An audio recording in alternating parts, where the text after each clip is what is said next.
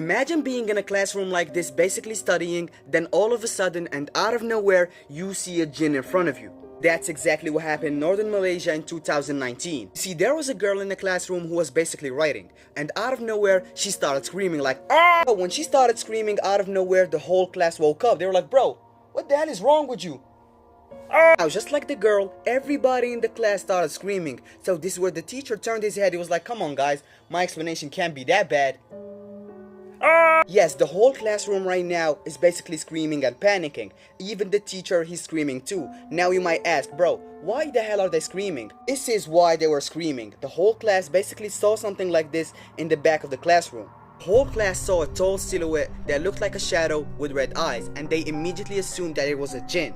Now, when they all saw that scary jinn in the back of the class, basically not moving and staring at them, they all started crying and calling for help. When the rest of the school heard this specific classroom screaming, they immediately came, but the problem is, by that time, the jinn already disappeared. So, this is where the school decided to call for any help they can get. They even called the police.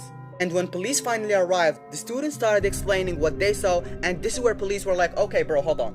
We can't even see the jinn you're talking about. How do you want us to arrest it?" Obviously, police in this case, they couldn't help.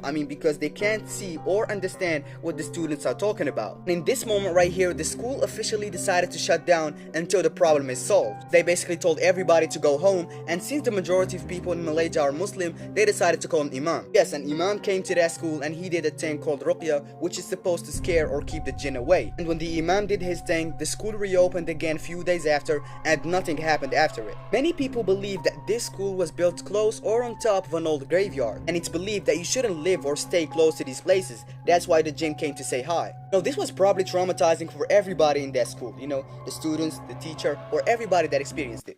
But W jinn for real. Because thanks to that jinn that decided to randomly show up and traumatize everybody, they didn't have school for so many days. And even when the school reopened after, they had a valid reason to skip it. And talking to that jinn, if you're seeing this video, please show up to the class tomorrow, to my class. Not tonight, tomorrow. I have 2 hours, I don't want to do that.